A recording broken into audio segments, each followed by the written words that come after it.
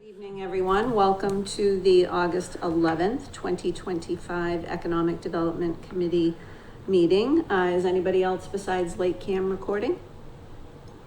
Hearing none, I'd like to call the meeting to order with a roll call, please. Carboni here. Constant here. Soldevilla here. Driscoll here. Sorry, you guys don't have to do that. All right, we should rise for the Pledge of Allegiance then, please. I pledge allegiance to the flag of the United States of America and to the republic for which it stands, one nation, under God, indivisible, with liberty and justice for all. Okay. We are on item number 3 of the agenda, which is reorganization of the chair. Just wanted to give you a little bit of information as far as after the last meeting is concerned. I've really since been thinking about this a lot. And my feeling is because our select board representation in Lorraine, she has a much broader knowledge of the master plan. And she is already integrally connected to all of the departments and the boards and the committees within the town, that I just feel that for efficiency reasons, it would make sense for her to be the representation because she is more looped into town hall already. So I'd like to make a motion for me to step down as chair and to nominate Lorraine. So moved. So moved. All in favor? Constant, aye. Aye. Carboni, aye. It wasn't supposed to be that easy, okay? We continue this for the rest of 2025. And for the record, Brian will still remain Yes. as our vice chair. So, yeah, we'll get together and we'll talk a little bit about what that dynamic typically is. Please, So that'd if be the good. chair is not, available for a meeting, then it's the vice chair that Yep. steps in. So, we'll want to make sure that, for all the agendas that you're tuned in. Sure. So you can speak Yeah, directly to absolutely. them, so.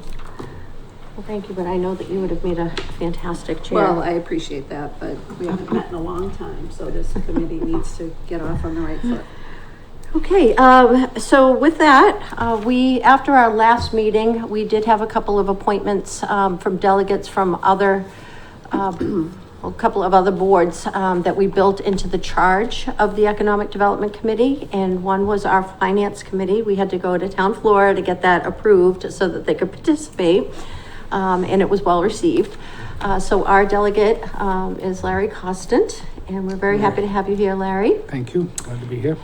And our planning board delegate is Dan Wilga, and I know that he travels in, so I know we work to have our meetings at 6, so he's probably just maybe coming late, and then, we can introduce, Dan to everybody, but I think we have a very well-rounded committee, and, where we're just getting started, it's nice that we have somewhat of a direction. So, I'm going to hold off on approval of the minutes if I can, and I'd like to go to agenda item number 6 as we have a guest with us this evening. At our last meeting, we talked about the possibility of inviting other economic development, either directors or experts, in particular municipalities, to our meetings to talk a little bit about their story, what's working in their municipality, and then give us an opportunity to ask some questions. So this evening, I'd like to welcome Jay, and I had to write this down, Patikos. Very good. Thank you very much, Andrew, for that. Who is our Economic and Community Development Director in the city of Taunton. Hello. So, it looks like we have Dan's here tonight.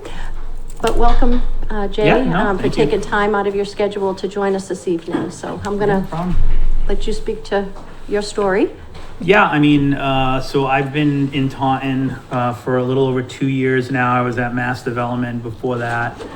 So I had a lot of experience with Lakeville. I toured the site, the hospital site, and we had a lot of different things going on, and we had 74 communities for that job. So when Taunton came around, it was like, do I want just one municipality? Because I kind of liked being in different communities and having an impact. But the problem is with that, you don't have that big of an impact. So I took the Taunton job. It was one of the South Coast communities that I knew very little about. I grew up in New Bedford. I worked in Fall River for 10 years. I was on the Cape for probably a decade as well. So I thought Taunton would be one of those places, especially where it was at 2 years ago, where they had just lost the mall. So there was a lot of negativity with like people like, why, is this happening to us? We don't deserve this stuff. And I thought it was an opportunity to come in and kind of bring some positivity to the area. I think Taunton is a great city. It's difficult to get businesses to locate there. So it's been a huge test for me in trying to attract businesses, because I think there are certain communities, New Bedford and Fall River come to mind, where businesses just go. And you don't even have to do anything. They will locate, Amazon comes, or, Raising Cane's was the one that ticked me off recently that Fall River got without even trying. And it's like, for us in Taunton, we still have to try to attract these people. So it's something that I'm constantly trying to do. Like, what about this site? And I actually had 5 guys that got kind of snarky with us because they were like, we've never had somebody reach out from a municipality and ask us about a site. And I'm like, I'm sorry, but we've got sites available. People want, 5 Guys, they want Chick-fil-A. I mean, as good or bad as these places are, that's something that I've done on LinkedIn. I know there's a lot of people on Facebook. I'm not on Facebook. I think the chirping on Facebook is kind of debilitating, to be honest. I do all my stuff on LinkedIn. I know Andrew's been a big supporter of that, and I do a post like every day, and it's, and every once you win some, you lose some. I announced that a restaurant was closing, and it stunk, but I also do a lot of positive things, and I think that's where we're kind of having our success, is that I'm letting people know or giving them like a chance to weigh in. We had this thing where we talked about what restaurants do you want in Taunton, because everybody's got an opinion, as we all know, but what is it you want in Taunton? What is it, what are the fast food places or the restaurants or whatever it is? And they ended up putting it on Facebook too, and it got like hundreds and hundreds of responses of just people and what they want. And I think it gets people engaging. I met with Andrew before here, and we were talking a little bit about that. And I know with Lakeville, going back to, I was a reporter years and years and years ago, and I remember covering stuff or hearing about stuff where it's like people were just like, no. They're just like, didn't want it. They would go to town meeting, and it's like, that is insanity. And it's like, all right, that seems to be continuing with you guys, where it seems like people just don't want anything. That it needs to be like an educational kind of thing. Like finance committee, like, do you want this to stay blighted?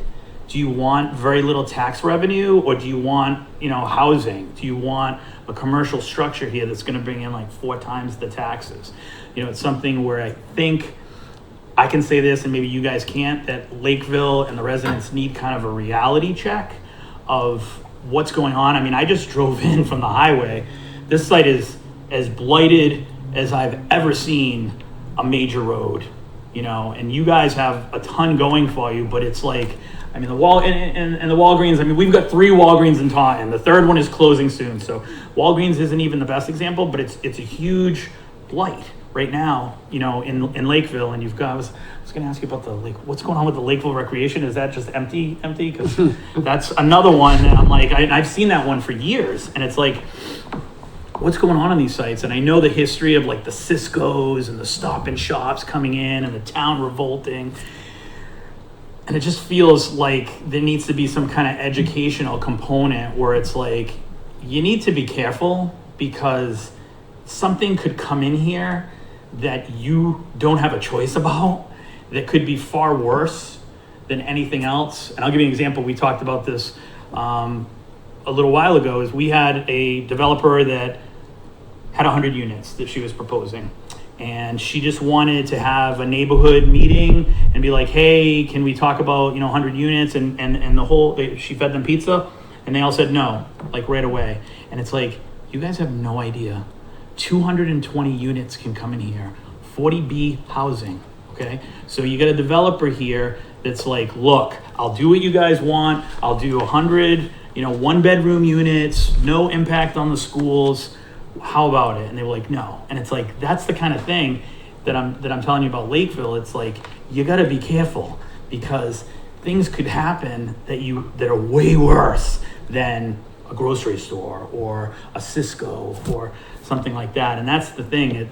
I'm probably just going on and on, but it's just there's like an educational thing, I think, there that someone needs to take up and just kind of talk to the citizens, just start posting stuff about things going on. Even like, I was thinking about like a master plan, or not a master plan, but like a smart growth plan or something. I know Fairhaven, when I was at Mass Development, Fairhaven has all these blighted sites. If you guys know Fairhaven, like the Fairhaven drive-in site, and all these other, like they've got a bank that's been closed for like 20 years and a major retail plaza.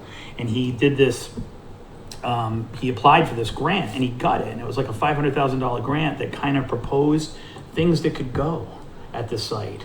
And maybe that's a first step of getting an idea of what could work at this site. Would housing work at the site? Would it be the best use? Is it industrial? Is it retail? I mean, retail is very, very tough right now to build. So if you're going to get any kind of retail, it's probably going to be small scale. I'll give you an example of us. Like, we have a site off 140 in Taunton. It's right next to Target, and it's like 35 acres, probably 18 developable. And this is where the commuter rail was supposed to go. So it's something I've been targeting. And it's like, I want a market basket there. I want a movie theater. Everybody's asking about a movie theater because there was a movie theater at the mall. Mm-hmm. So nobody around us has a movie theater. So we're talking about all this stuff. We met with a developer that's developed so many others, and they're like, market basket doesn't pay rent. So you're going to have to come up with 200,000 square foot of property to develop. And this is not the time to build retail. So it kind of stinks because everybody wants a movie theater, and what's being proposed at that site now is housing. And it's not what I wanted, but it's something, because right now it's just trees and they're paying no taxes or very little taxes on it. So it's like, can we throw a little commercial component into the housing there?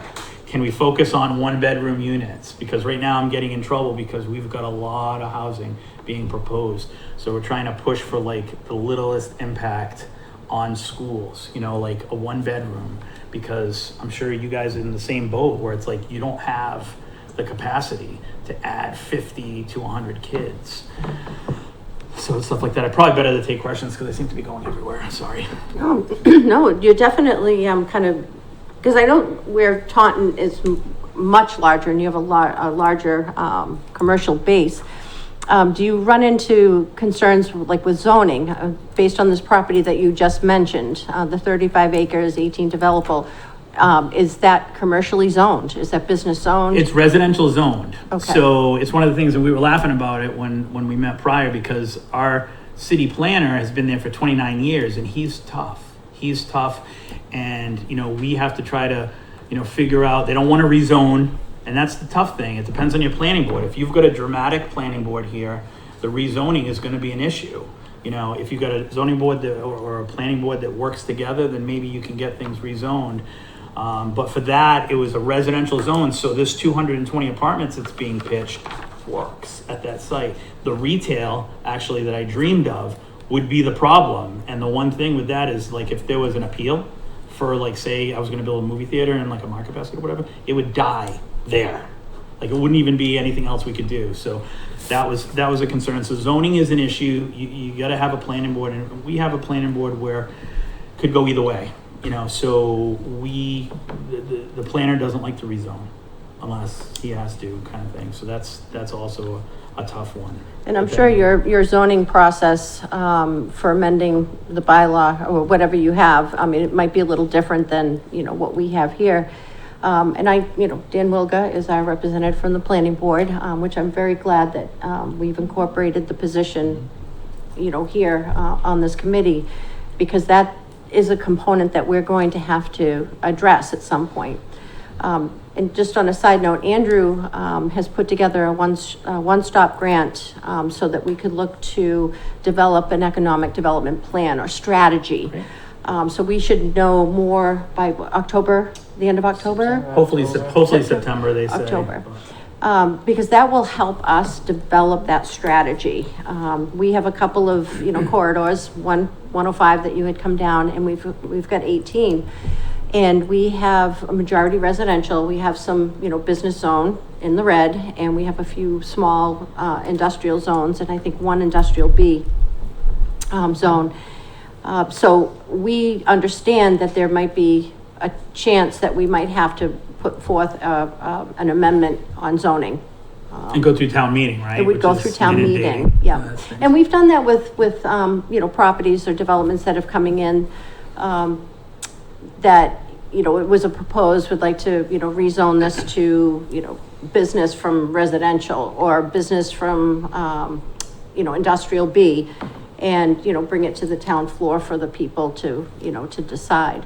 But again, you're right, education and, getting the communication piece out there as to what's happening. And I think a lot of people are going to be tuning in, now that we're kind of back at the table, and we understand, the criticalness of having other revenue coming in to try to help offset the residential, commercial, residential, tax rate. So we're limited. We know, a lot of us, we understand that. Infrastructure is a big deal for us. Where most of us are on well and, septic and, a lot of, like you said, businesses coming in. And I'd like to know what is the biggest difficulty that you have with attracting businesses to Taunton? Because I would think that, your, as far as your location, your geographical location is pretty palatable, actually. Yeah, I mean, you would think, but it's like going back to what I initially said was I think, losing the mall was a big blemish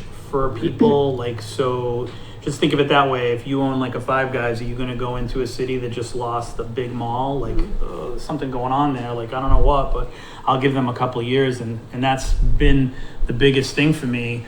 I mean, Five Guys is one of the ones that was an issue for me. And we finally got them to look at the Home Depot Plaza on 140, and then they backed off, and it's just one of those things where we're trying. It's almost like eventually I think Taunton will be a go-to place. Like I said, New Bedford and Fall River is. They're not at that point. We're probably a couple of years from that. So it's trying to convince places that Taunton is happening. We've got a casino, going on right now. We've got a lot of things going on 140. We've got a new housing development that's going to break ground next month for 275 units. So there's a lot going on 140. The whole Galleria site is getting redeveloped. Right now they've built one building that is still vacant, and it drives me crazy. But, we've got a meeting tomorrow with like a water company that's going to come in and bring like 100 jobs, so that's a start. Because a lot of these places are like one comes, then the rest come. And the Galleria site, I'm sure we've all been there. It's one of the best sites ever. It was actually one of the places I had initially pitched a market basket. But the problem was they had overspent on the land.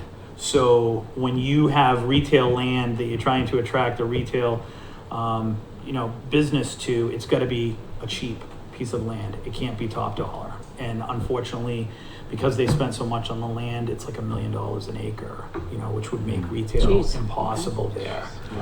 So that's the kind of thing where if you got somebody that's looking for top dollar, retail's probably not going to work. Like the best example I have that I wanted to bring to Taunton, for those who know Fall River, is the South Coast Marketplace.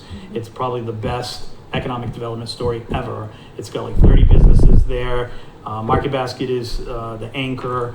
It was an old mall that they got for pennies on a dollar, and they did some state tax credits and new market tax credits for like $25 million. And they've got 30 businesses there that none of them went out of business during COVID. Try to find that anywhere. And that's the kind of thing where I talked to that owner to the point that I think I bugged her too much, because I was like, I need that in Taunton. But her thing is the land has to be cheap. So the Galleria site was like, forget it. It would never happen, and I have to explain that to people because they're like, why can't we have retail back there? And it's like, $30 million for a 29-acre site is a lot for retail. It's just not going to work. And that's the kind of thing where it's like, if people are looking for top dollar, we have that with some of the people that are located near the casino spot. He's holding out for, it's a residential development. It's like an acre, and he's holding out for like $5 million for this because he knows eventually he will probably get it. you know, and it's like stuff like that, it just won't work. You just best to move on and, you know, try to find some other thing. So I guess the long-winded answer is just trying to convince people to come. I think with Lakeville, you've got a lot going on for you. You've got some, you know, great strips of land. You've got some great development potential, but you have to have one person believe in this site. It's like going down this, I'm going, oh, there's so much potential, but you need one person, one developer to believe in it, and it starts this whole thing. And we're seeing it now in Taunton, you know, with 140, where people are starting to, hey, you know, we can do this, and maybe this is worthy site, and, you know, and stuff like that. But you need to find that one developer that's ready to take that chance. And I know you've got a lot of things in the cooker as far as, you know, trying to get with the old hospital site, you know, and stuff like that. But it's just amazing what happens when one developer takes a chance, and it's a really blighted. The Strip, at least, that's the only chance I've had to drive is when I came in here when I went to Baldy's. But definitely a lot of blight on that site. It's kind of, for me, it's embarrassing. Just like, oh my God, like I remember thinking about that Lakeville recreational site years ago, and now I'm like, oh my God, it's like worse than ever. I'm like, what is going on with all these buildings? And I know the Walgreens is a totally different story, but there's a lot of different stuff, and there's a lot of facades that need some love. I don't know if there's, you know, we had a program, but it was ARPA in Taunton, where the mayor provided some funding for, and maybe there's something in there that you guys could create to help with facade. There's a lot of facade issues on this strip too, like a lot of businesses that just either look closed or look like they haven't remodeled since the 70s. You know, and that's another thing too, is like you see, we just had a new plaza open up on 140 that's kind of spearheading some other development. It's just a 5-unit. It's going to be like an urgent care. There's a restaurant and a skincare place, and it's just added so much color to the area. You know, the people are like calling and they're asking about 140 now and stuff. Is there any other spots on 140? So it's like stuff like that is what you guys need, is just like one, like just bright spot, because there's not much. I don't think there's a bright spot there, at least from the highway. And I don't mean to be insulting, but I'm honest. So from the highway to Baldy's and to here, when I took the turn, I don't think there's a bright spot, really. Anything newer, except for maybe the gas station? Or... Elliott Farm's nice. Yeah. Yeah, that's it. Yeah. Well, we had business come in, we have the storage, you know, facility come in. There was some, Yeah. you know, Let's talk about storage. well, After you're done. but I know that, you know, I think we all feel the same thing, that, you know, 105 is, you know, has been zoned, you know, business for a while, and there's, you know, stumbling, you know, concerns, and just recently, you know, we learned, you know, that Walgreens was coming out, and that, and then Eastern Bank is looking to, they're merging with Harbor One. And those are, you know, corporate decisions, right? Because they're pretty much deciding upon what their bottom line is, and if they're going to be merging and, you know, trying to save, you know, cost savings or, you know, whatever, what have you, they're going to have their team, you know, evaluate to see, you know, is this going to work? We as the residents that, you know, utilize those places, we don't want them, you know, to leave town. You know, so that was kind of like there's two, right? And then we find out that the funeral home that just was built, you know, was sold at auction. So they're still looking for, you know, occupancy there, right? So there's three, like right there. And then we have our bowling alley on that's, you know, holding the line for all of us on there. But so we're aware. Is that the Lakeville Recreation? So it is Yeah. still open? It just No, it's not. It's not. been closed forever. Yeah. The Yeah, restaurant next door has been closed forever. Yeah. Yeah, So, you know, it's a we, family dispute with It's multiple just- family Yeah, members. it's just so- over family members Yeah. who wants to sell for how much. One Yeah. person's lost their mind, the other person just wants out, from Yeah. what I understand Yeah. anyhow. It's been an issue for Yeah. many, many years. I mean, I used to go to lunch there when I used to go into the old Chevy dealership there. Oh, yeah. Chase Chevrolet, Chase, Yeah. yeah, I when was, it was the Four Quarters. yeah. Yeah. So, Back in the day. I used to, I used to go in there quite a bit, and I used to go to lunch with the managers there, so. I actually have a couple questions, Sure. if you don't mind. I'm gonna agree that education's really big. I've been in this town 5 years now, and involved with the government since day one, pretty much. And I talk to a lot of residents, and it's usually always about some controversial thing, piece of land that wants to develop or whatever. And I always hear the same thing, oh, we want to stay a small town, we want to be rural. And I have the same answer, is that financially speaking, residents cannot sustain the rate of growth that is required on the tax dollar. So they're gonna have to keep raising taxes. So the only other option is commercial, and then you get into what kind of commercial? Retail, service, industrial, commercial, industrial, or stores and stuff like that, retail. But they just seem to shut down. They just don't want to hear it. So, and I know Taunton's a little bit different because they're used to having business within their residential. What do you recommend to try to get people to understand this? Because I've heard people say, I'd rather spend another $3,000 on property taxes than see a warehouse go up. I'm like, are you insane? Just a little background. So I live in the town of Marion. So I know exactly what you're going through. This is a town that fought Dunkin' Donuts for 10 years, and people go there, and they fought the Cumberland Farms as well. So, and I was on the finance committee, I just got off, but I've gone through all that. And from a Marion perspective, it is a lot about education. It is a lot about, you need the commercial structure.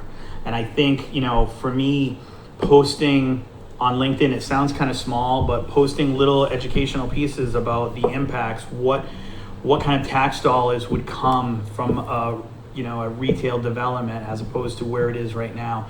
One of the things that we had a problem with, like the Whittington Mills development. So I know you've got your own Whittington Mills with the hospital site. So the Whittington Mills property was like 40 acres, and we gave them a $16 million tax break, and the people went absolutely crazy. But it was all about the education, okay? So is it money coming out of your pocket right now? Everybody thought it was. It's not. It's future growth. If this never happens, not only will you will still get $1 million a year. Even though we're giving away a $16 million tax break over 20 years, you're still gonna get $1 million more a year than you get right now off that site. So, but we had to educate people to that point because everybody was like, taxes are already high enough. I'm not, we shouldn't be in it. And we don't have to go to town meeting like you guys do. And I know it's a whole other level of difficulty in having to convince people, because when it gets on town meeting floor, anything could happen. And that's just a crazy sight. But it's the educational side of things. You're chipping away at one person at a time, kind of, posting these things, just little educational nuggets about what the benefit is. For the Whittington Mills, it's also somebody who hasn't paid taxes in 15 years. So the city is going to get a $2.4 million check at closing. So it's all this stuff that's like, is it going to make the deal a little sweeter for you? Is it going to be 390 apartments, which could add a little traffic to the area, but it's also going to be 10,000 square foot of commercial space, and we've got a donut place and a restaurant that's interested in going in. So it's stuff like that, and I think that's where the educational component comes in, is trying to show these people that the sky will not fall, and your town will not be inundated with people or traffic just because these blighted buildings get filled. I think it's kind of like one of those things where it's just paranoia. I get the whole small town thing. You guys aren't really a small town. I think people think, you're closer to a city than a lot of other towns.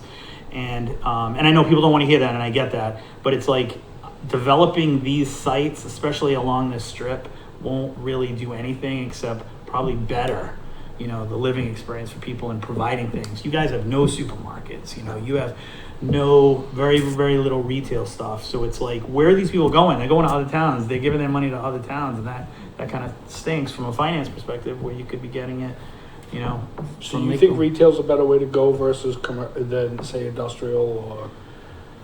Industrial's tough. Warehouse, you could Amazon. certainly do the industrial. We're having, pretty good luck with industrial. Our industrial park, we're lucky in that regard, it's pretty busy, and we're still getting some, developers, but that's something that you could attract.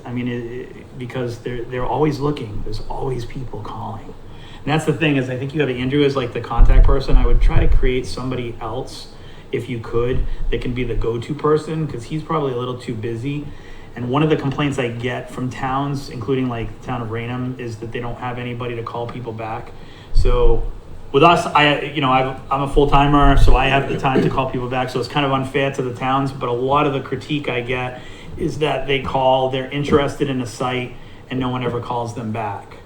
And that's the kind of thing where I've gotten deals that they should have gone with another town, but because they could never get in touch with anybody, they just said, you know what, you paid us attention and we like what you guys are offering, what your future is. So I would just try to figure that out. I know you guys are all volunteer, and Andrew, I know eventually they'll probably get a planner, and that's usually the person that you use for the economic development stuff.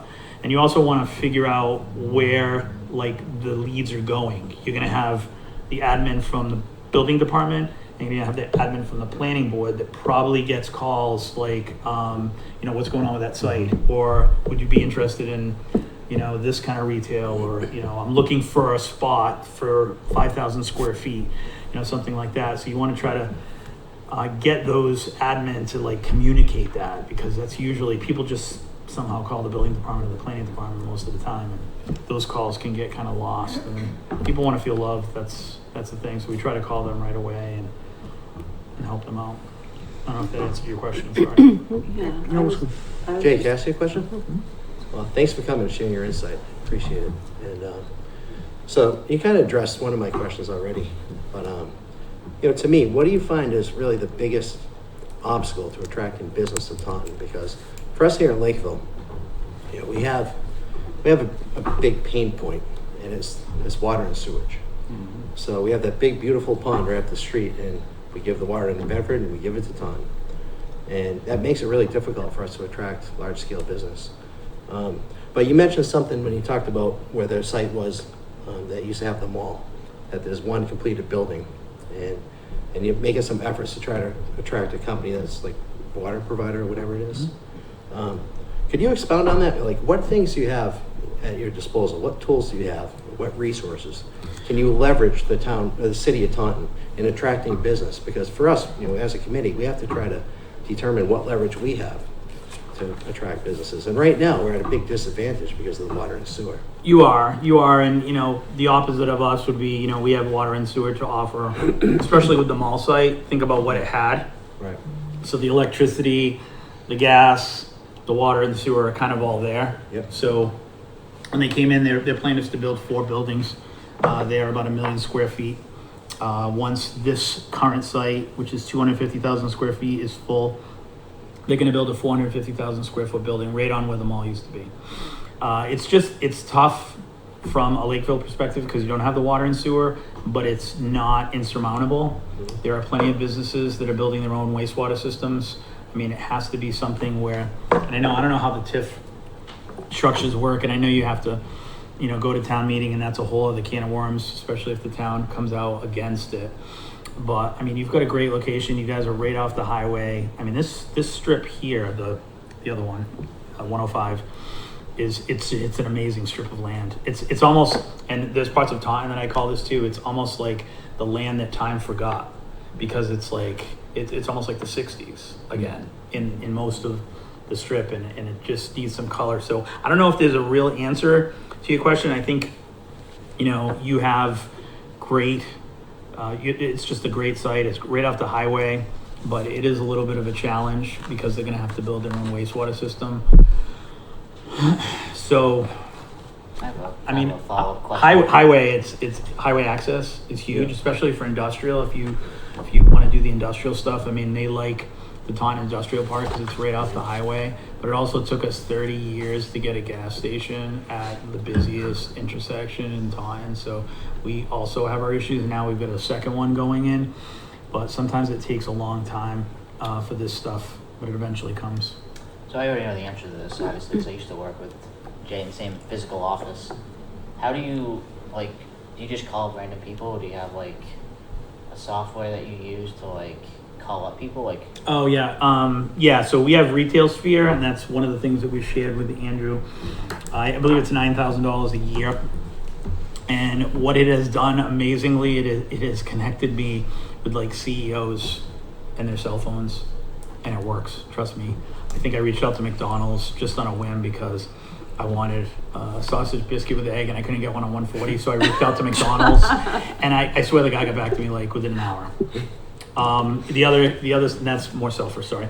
But Regal Cinemas is an example. So Regal Cinemas used to be in the mall. They had just renovated the theater to make the Lazy Boy chairs before they demolished it.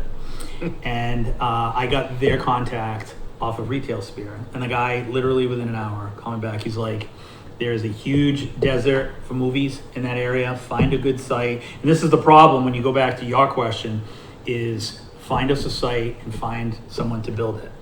So finding the site isn't that hard.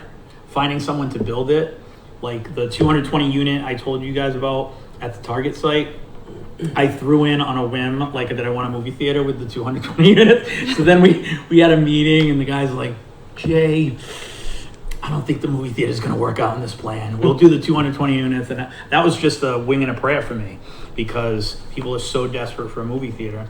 You know, and you hear all this stuff like, oh, movie theaters aren't working out anymore. That's baloney. You know, movie theaters are still busy. They're still viable. You just got to find a location where there's not a movie theater around. And Taunton is one of them. If you think about it, I think Kingston is the closest one and then North Dartmouth. So Retail Sphere is something like, I know I talked to Andrew about Aldi's.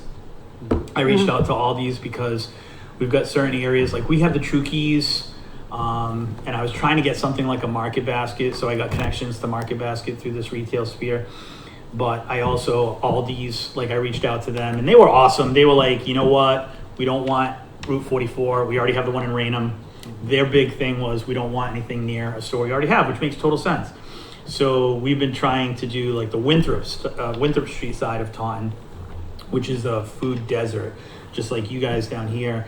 And that was what happened to the Walgreens. So we just had a Walgreens 15,000 square feet that's going to be closing in September, early September. And I reached out to Aldi's and I was like, hey, you guys usually do 20,000 square feet. Would you consider a 15,000 square foot? It's already ready. It's got a drive-through, which you might not want, but it's got all the parking. It's on a main drag. There's no other grocery store anywhere around it. And they're mulling it. They'll probably say no, but you know what? All this helps in them thinking about Taunton for the next time. And this is a lot of the stuff I do with the Five Guys, with the Chick-fil-A. I had a hardware place. It's the first time this has ever happened, and it's not totally pertinent, but you guys will laugh. I was like, look, I'm trying to attract a hardware store to Taunton, and the guy wrote unsubscribe on the email, and I'm like, that has never happened to me before. So I couldn't say nothing to it. I was like, excuse me, sir, but I'm just trying to attract your hardware store to this city, so I apologize if it bothered you. But that's the thing, is it gets through to the people that you want. It provides, and it must be like a CEO nightmare, because seriously, I don't usually call the cells. I'll email. If I don't hear from the email, I'll eventually call, but usually the emails work. It's worked for, Raising Cane's is mulling sites, Dave's Chicken. Arby's is really annoying because people are asking for an Arby's. And I'm like, really? An Arby's? And every time I post about a restaurant coming, they ask about an Arby's. And I'm like, is this for real? Because I used to live in Maine and Arby's were big in Maine, but Arby's isn't big in Massachusetts. So I actually reached out to Arby's and they're like, we have no franchise anywhere near you, but thanks for asking, But, sometimes we have the new gas station I was telling you about near the industrial park. So we've got Sonic interested. There's 2 pad sites there. One is, and just to forewarn you, for those who don't or do like Taco Bell is the next Dunkin' Donuts. They're looking at massive growth, massive locations. So they're going to be like one of those Dunkin' Donuts where you're going to see it a lot. So if you guys like Taco Bell, problem in Taunton is people like, not Taco Bell, not another one, but that's one of the ones that's hoping to go into this new gas station. And we got like Sonic was interested, Tropical Smoothie is another place that's looking to expand. So there are places that are looking to expand. It's just a matter of finding them. So, Jay, by the way, thanks very much for this presentation. This is very enlightening. So one area that continues to impress me is right off of 140 where Hart's Four Corners is. You folks have done a great job just transforming that area. I mean, there was a lot old homes there, a lot of blight there, some businesses were closed and so forth. So that is, the majority of that is all retail, right? Yep. Over there. Can you share some experiences on how that all came about in terms of, you know, how it was advertised and so forth? Because I guess that's kind of a similar situation that we're kind of, you know, encountering. I mean, couple things. Because some of it was residential, right? Or was it Yeah, all it was zoned? mostly retail. It was Yeah. before I started, so I'm not really privy to exactly how it unfolded. It was an owner, Bruce Thomas, who is he opened that first gas station I was telling you about at the industrial park area. Yep. He got New York Bagel. It's actually an owner that I wish all the owners were like, because he got his own people and he got like really impressive, like New York Bagel. They're located in Fall River. There's one in North Dartmouth, and I think there's one more. But he got those located. He's just because he's developed so much over the years, he's connected. So he was able to get all those locations himself. The Cumberland Farms in that location is his too. That's all that. There's pizza places, you know, but it's one of those things that I wasn't there for part of that, so I can't totally answer your question. I know there were some tax deals that came into play for some of that stuff. It's just that kind of retail is like really rare now, because building it, the costs that we have right now, which everyone hears about as far as how escalating the costs are for retail development, it just makes those kind of developments a lot harder. So I think for Lakeville, it's probably more piecemeal, like 5, and I don't know if that's what you want to hear. I mean, I kind of get tired of seeing the 5 strip mall kind of thing, you know, like the 5 little, but I mean, if done right, I mean, Marion did a couple of those and they made it look like country stores kind of thing, and it looks nice at least. But I think that's kind of where it's at until retail comes back these days, because like the massive, like I explained about like the market basket stuff and having to build like 200,000 square foot of retail, it gets difficult these days now. So sorry, I wasn't totally part of that process. No, that's fine. So it sounds to me like you do a lot of cold calls, really. And then you find opportunities, you find people to partner up with. And then as far as like incentivizing them to continue on with the conversation, you know, what tools do you use for that? Are you empowered by your town to offer any type of deals, any way to attract them? Yeah, I mean, yes and no. I mean, the TIF stuff is a little bit easier for us because it's a city and it's a city council vote. I don't dangle that stuff. Usually I wait for people to ask, just because I don't want to start with the TIF agreement kind of thing, because then it's like, you know, I want it to come for the right reasons. So, you know, we talk about the infrastructure, the highway access, what's going on at these sites, like the housing development. Like we just had a retro arcade that opened up on 140, and that's probably one of the better examples, because that was a Pizzeria Uno spot that had been closed for 5 years. And it was embarrassing that I drove by that place every day. And it was a deal, your ear's wrong, because he was working there at the time, and it was so hard to get this deal to go, but it was something. It ended up going on a Saturday morning where I yelled at the owner, because I'm like, this isn't the Pizzeria Uno's days. You can't get that kind of rent. You've got a legitimate business. It's got 3 other locations. Make this work, you know, and this was a legitimate business that was coming in that was going to do like a 20-year lease, you know, and it's sometimes it's hard love, to be honest. I mean, my when I yelled at the assistant, when I yelled at the owner, my assistant was like, what gives you the right to talk to people like this? And I was like, sometimes you have to. And I know that it sounds rude or whatever, but I mean, when it gets to the point when you've got a business that's ready to go and you've got an owner that's just kind of being, ignorant's kind of a tough word, but, and I think that's one of the things with you guys in Lakeville is sometimes you have to talk to these people. You said something about, and I know who the person is, that you said there's one person in the family that's causing this thing to not be sold. Has anyone ever reached out to them? Has anyone talked to them? Sometimes it's amazing what happens when you just call these people. And I'll give you a 30-second example. The ugliest building in Taunton is this place. It's on 140 in Broadway. It's not 140, sorry. Broadway and Bay Street. It's this old little 1-story office place that's boarded up, that's got houses for sale signs. I used to go by it every day. It used to drive me crazy. We pulled over one day and my assistant was like, look, pick your battles. This is small potatoes. And I'm like, I hate it because everybody sees it. Everybody going to the industrial park, everybody going to Broadway to go to Raynham sees this boarded up building, houses for sale.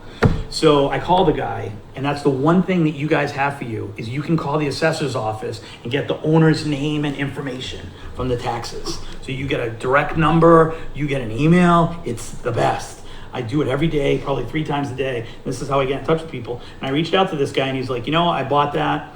I wanted it to be my financial offices and my parents got sick and I took care of them for 10 years and now I'm 64 years old and I don't want to do it anymore. He's like, could you guys help me? I don't suggest this because we almost became realtors for this guy because we showed the site to people. So now it was actually one of my biggest LinkedIn posts. And you can go back. If we're not LinkedIn, you should go back because there's some good stuff in my LinkedIn posts. And this one in particular, it's a small little location. It's going to become a barbershop. So it's like these people are going to they've passed by this boarded up building for years.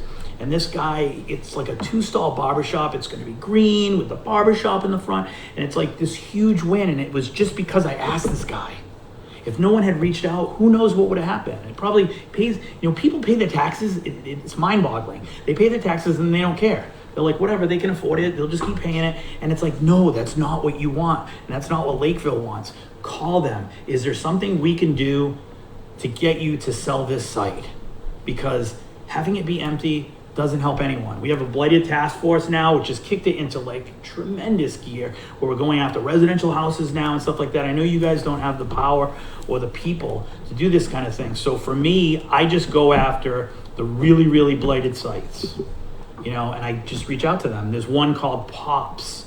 It's an old gas station on Broadway that you guys probably all pass. It's disgusting. And I reached out to them and they're like, we are, it's a brownfield cleanup and we're cleaning it up. So every 4 months I'm like, what's going on with the site? Is it coming along? Are you getting close to opening? So it's stuff like that. Sometimes, these people just need to be pushed along and it's just amazing what happens when you ask, but a lot of communities don't ask and I don't get that because sometimes they'll tell you, I've got one near off 140. It's a former cannabis site and the cannabis company, like a lot of them are running into trouble. And the guy's like, give it a couple more months and then maybe we'll make a deal.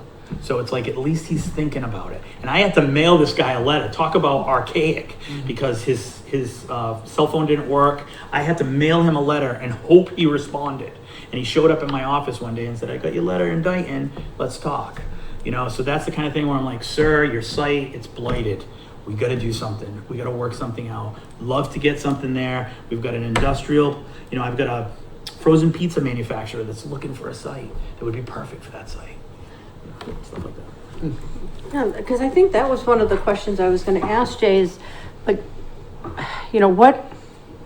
obviously we got to set up our infrastructure, who that point person's going to be and, how we're going to, do this outreach and in reach, so to speak. But it's like, we can reach out to, and I know Andrew has reached out to other, business locations, but at what point, is it somebody you have already interested in coming to town and they're like, oh, I really like that piece of property right there. Can you see if they're going to sell? Like, why are they not doing their homework?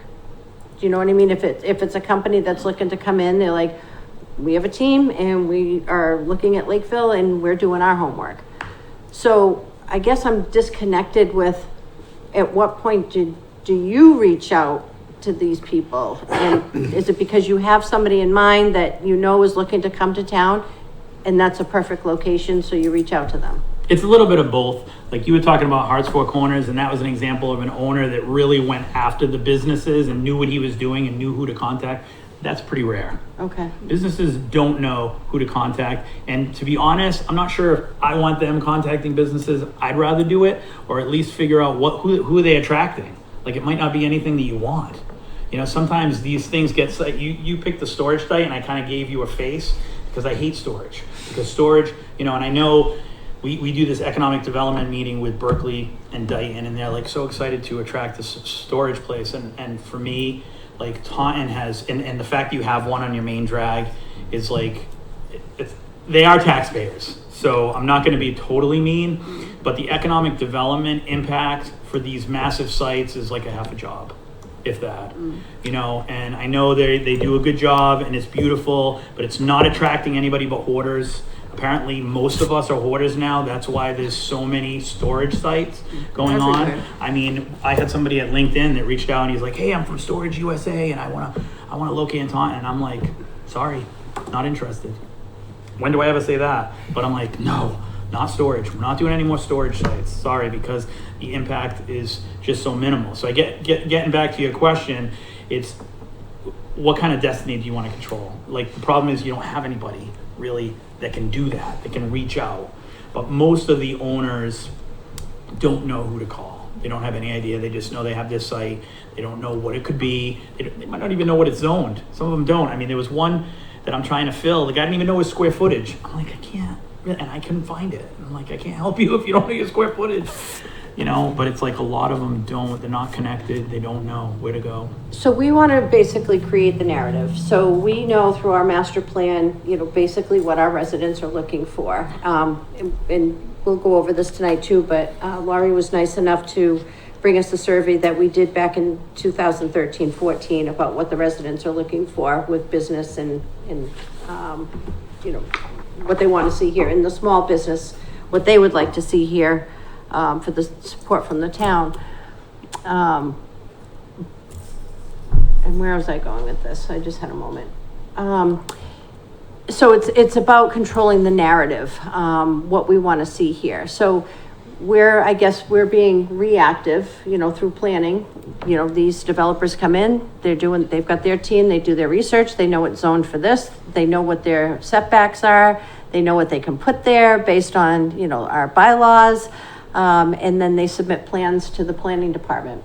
And then it goes through, you know, whatever cycle. And at that point, we can't say no because they're following and doing everything that they're supposed to be doing. So from what I'm hearing is that we can work to help control the narrative a little bit by understanding better our properties that we have that are either blighted, which we don't have a blighted bylaw, on the books. We don't have one. We started, you know, trying to put something, you know, in motion, not necessarily a bylaw, but just some protocols, but that's a whole nother conversation with the planning board. But if we understand our inventory, because I think that that's what we need to do, you know, part of our strategic plan, when we put that together, is understanding what we have for inventory, do a list of what could actually go there, establish our infrastructure of who our contact person is or our outreach person, and then start to make some magic. Yeah, I mean, pick one property per board member. Or what is it you're passionate? What do you pass by every day? My office is right where you described the ticks whole you off. blighted area. Yeah. I see it every single day. So I'm it's pretty like, passionate about that area. yeah. So, I mean, dig into it. What can go there? What else can happen there? What would be a good use for that site? You know, it's just making a call. Yeah, you guys are all volunteers, so it's really tough, but you know what? Everyone has time to make one call. So have one site, you know, that each of you is responsible for, to just dig in. Is there a potential for development there? Would the owner sell? Sometimes the owners, I mean, I have a dive bar right next to a potential housing development. He doesn't want to sell, no matter what. That's his hangout for his and his cronies, and he's not going to sell it, no matter what. It's like, it's unfortunate because it could be a hell of a development over there. So you don't always win, but there are certain times you ask and it comes through. So yeah, I would be careful about a 2013-14 kind of thing, because there's been so much change since then. As far as, I don't know, is that the last time that there was a master plan? No, 2020. Okay. Yeah, so But we have that a was- current, yeah. Yeah, that was when the EDC was meeting before, Right. between like 2013 and Okay. 2018. Yeah, Okay. So we just wanted to we put out 2 surveys, one that specifically was geared towards business owners and one that was geared towards the residents. And we actually put the paper surveys in with the tax bills Nice. because it was, as far That as was the postage. 2020? was- You did No, that? that was back in 2013, Oh, okay. 14 that we Okay, did so that needs that. to be But I mean, updated. at least Oh, yeah. it gave us a good idea of what it is that people wanted in town as far as business is concerned, and I'm not sure that things have really changed all that much based on, because Lakeville is, small town feel. Our development is obviously gonna be very much different than what yours is. Yep. So it was just a matter of what type of businesses, almost, I don't wanna say that people will tolerate, but it's more a matter of, what are they willing to have come into town? And it was very much, geared towards, retail related, like Wareham Crossing or, Derby Street, Street, yeah. stuff like that, with parks, green space. And that's for the hospital property. And That's Wareham what they- Crossing is a great example. Yeah. So that's something that was up near me, and that was a fight, and they developed that site, and it's so beautiful, and you would never know it. You would never know it's a retail, like it's just hidden. And Right. It's a great design, and those people are doing those everywhere. They just they're supposed to be redeveloping on 132 in Hyannis. So that's like an example Yeah. of developers. Would Lakeville, would they be interested in Lakeville? Would Lakeville be? Well, that's the a problem, great- because I'm not sure an Old Navy or a Lowe's is gonna wanna, come into a You place know. like that. So then is it gonna be more small mom and pop shop type businesses? And you've gotta be so careful with those, because you wanna make sure that what's going in there is the appropriate industry, because you don't wanna see people invest their money and their time and, their savings into something where, 6 months later, this isn't gonna work. Yeah, I mean, And generally, that's- we for the want to bigger avoid that. ones, they would do their due diligence and know. Yeah. And I think with the highway infrastructure you have here. That's certainly it's helpful. Definitely an attractive. Right. Especially, the rail. Yeah, I've always thought that hospital site really needs to be more of a, same thing, like a crossing place, or at the very least, a supermarket would be lovely. Yeah. But yeah, it's something with an anchor store. You want to throw some mom and pops in there, fine, but you need an anchor store, because the problem you have with like a Wareham Crossing or Mansfield Crossing, anyone you want to pick, anyone, because that seems to be the new mall. Open air, yep. Okay, Yeah. open air. But generally speaking, the leases in those places are pretty hefty. So you're not getting, your local florist isn't moving in there, Right. or the yarn sales lady isn't moving in there. So but it's a great spot for it. It really is, because it's so big. I mean, I see every piece of land that's available in this town is attracting nothing but 40B. And I have nothing against housing. I have nothing against 40B housing. However, the amount of 40B that's coming down the road in this town, our schools are going to be decimated. Our infrastructure cannot support it. What is your affordable number? We're so far away from Yeah, we're from still safe figuring out. harbor. It's not I don't even know, it's about what funny. Taunton is. Technically we're at 10, but it's gonna be, the Lakeville Hospital brought us to 10, but But it's not developed, they're not yeah. gonna And we develop. still have, and you get Rocky Hill or whatever, Simmons, or whatever he wants to call it behind me. I mean, it's just, you're talking 300 houses there. You're talking, what are we talking about at the hospital? How many houses were there? 458. 450. So right there, you're at, 800 houses. Now you're talking about, at a bare minimum, you're talking about 800 new students. Where are we putting them?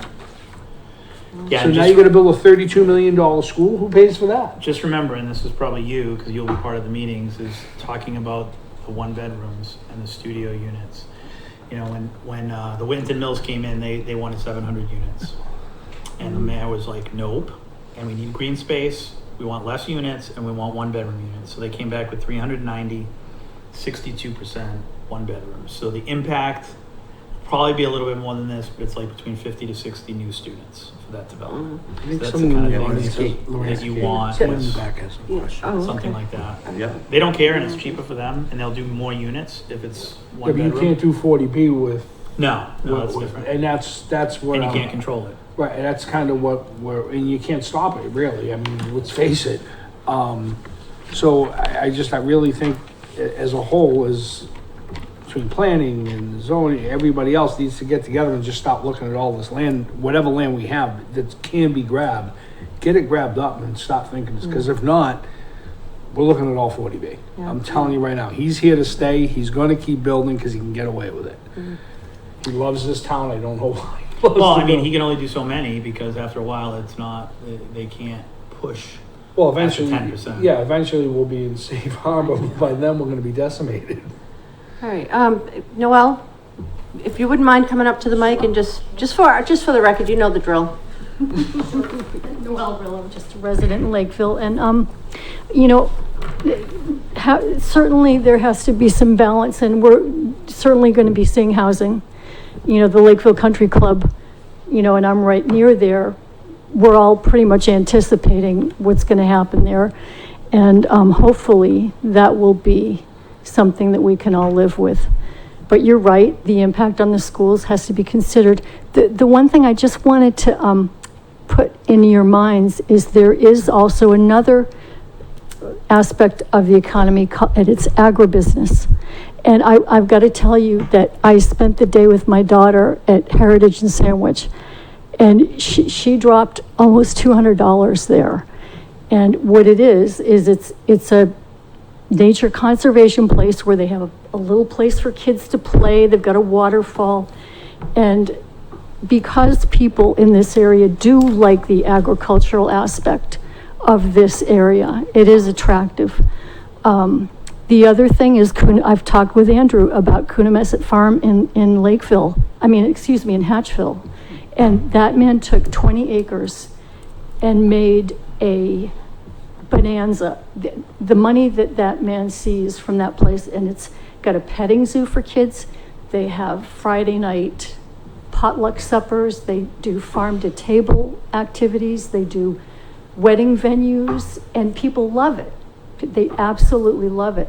Now he secured a lot of that with grant money, and Ron Smolowitz, he's older now, but he went through all of the grant process, and he would be very helpful to talk to. But it's in line with the agricultural aspect of this area. And I know there has to be a balance. We're going to get housing, and hopefully it's going to be something that we can live with, you know.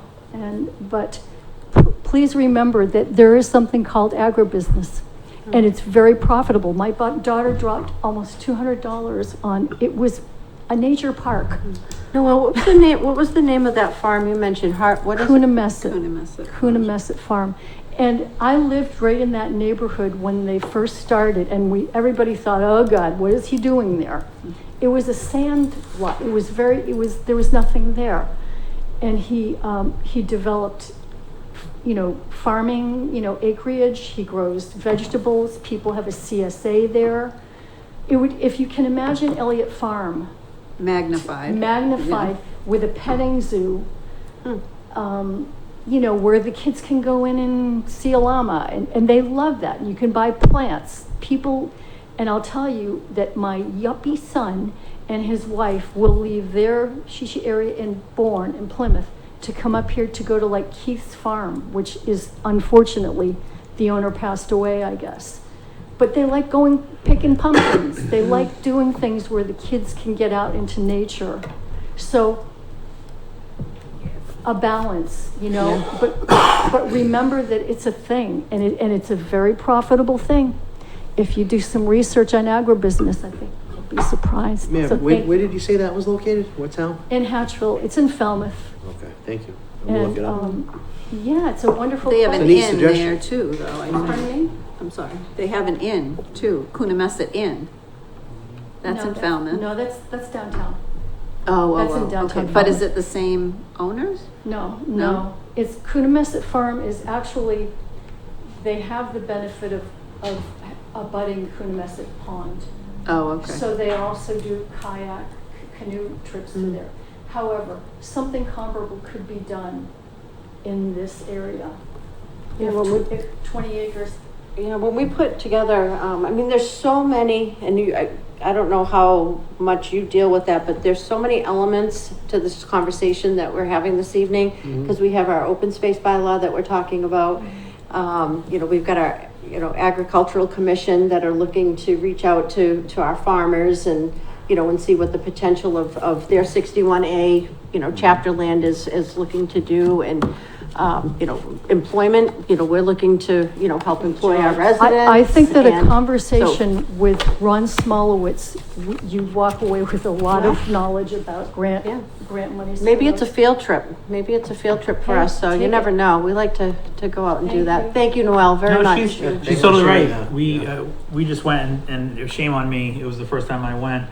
But Deep Pond Farms in Taunton is Oh, very yeah, similar yeah. to that. Petty Love that Zoo. place, but He's my open- grandson Place has loves it. exploded. Open up the bar, and Yeah. you gotta be careful with the residents too, because that could be, when you've got a small little farm and you make it into like this destination venue, it's one of those things you gotta be careful. But yeah, no, and she's totally right, because Deep Pond Farms, I mean, they're open, I think, 1 to 9, like Thursday to Sunday. They have concerts there. They have all different kinds of things. So it can be a destination. So these are all the things that I think when we start to get more into, our strategy, like we could put these, I'm happy to bring a white chart, here, and we can put all our ideas up there and then, so that we don't lose sight of them, and bring those into the discussion to see if it's something, that would be realistic and beneficial and, for the community. Can I just ask, Yeah. and not to put, you two on the spot or anything, but how many calls, do you know what you may see coming in for calls or calls that you hear about as far as people that are interested in moving their business or relocating or expanding their business into Lakeville? Is it something that happens on the daily basis or? Since I started, probably about 9 or 10 times. Mhm. Anecdotally, it's really kind of brutal, honestly, like Jay kind of does. But they all kind of say they're terrified of going to town meeting in Lakeville because the history here is not very good. So that's why. So they've done some research. That's why it's anecdotal, just my experience, but that's really why they push 40Bs in this town. It's because They can. they can, and they avoid all the craziness of rezoning at town meeting. Mhm. I mean, that's how we got Rocky Hill, right? Right. That started out as a commercial, industrial. I forget what he was trying to, but he pulled that Industrial, right. Industrial. He pulled that on at town meeting on the floor. That day we were there waiting, and I think it was the first article, and he pulled that because he just saw what had happened at the previous town meeting and said, "I'm not dealing with this." And now we got 40B, which, listen, I'm a resident there. I would have much rather seen a warehouse there than 300 houses. I would have taken that all day long, especially since the access road was going to run down next to my house. But yeah, he would have had, he never said who it was. And I know some people had doubts of it, but it was going to be a big warehouse. So, and his plan was to come in from county, perfect, right there. And he was going to the state to ask them to build a ramp from 140 into this industrial site. How much better could we been? But nobody ever tried to have a conversation with me. He pulled it and they just walked away. I don't know what happened. I wasn't privy to it, but what a mistake. That and Cisco are the two biggest mistakes I've ever seen happen in this town. I wasn't here when it happened, but I think I heard he saw how the hospital went. I was terrified of going to town meeting. Do you blame him? I was there for both of those. That and the golf course. Oh my Lord. I dread those town meetings because we don't have a choice but to be there. Unfortunately, these developers that I've talked to, they're from around here, so they know the history of all these towns. And there's some they don't. I'm not going to list all the towns, but they say there's certain towns they will not. Right. For properties Even reach 'cause out they- to. yeah, it's So gonna we be- need to get a better reputation for that, and that's again educating the residents, saying, Right. "Hey, listen, this is what we need if we want to sustain our way of life affordably." Because again, what are we looking at? 33% of the population here are retired. They have no children at home, and so building another school doesn't help them, and raising their property taxes doesn't help because they're all retired on fixed incomes. I own a business. I can't afford another property tax increase. So I can't imagine someone that's collecting their Social Security can. And that's where we have to start educating people. This is what we're looking at, because we're looking at overrides if we don't get some commercial business in here quickly. And I think one of the key pieces, falling on the education, is if there is somebody that's interested in coming to town with a proposal, having the community forums, you know, setting up those meetings and inviting the people in, saying, hey, this is our idea, this is what we're looking to do. And when you can hear the challenges that some of the residents have with them coming in, there might be an opportunity for them to be able to accommodate that, or be, and I don't want to say counter, that's not the word I'm looking for, so I'm saying accommodate, but be able to compromise, you know, with the idea. So it's about having the dialogue, and I don't want it to just stop at, okay, somebody called in, you know, into the office and said, oh, I don't want to go to Lakeville because I have to rezone that. The conversation shouldn't end there. It should be, okay, well, what do we need to do to get this in front of the people, to have the conversation, to see if it's viable? But we don't have a you. Yeah. But getting back Which to makes it your point difficult. about the community forum, it's a good point. We did 2 community forums for the Whittington Mills development, and considering that it was 390 units and 10,000 square feet of commercial space, it could have gone a lot worse. I think the community forum really eased the fears. People realized, look, these mills are falling down and they're not getting any better. And we had actually asbestos shingles that blew into the streets from one of the mill tops. Oh, lovely.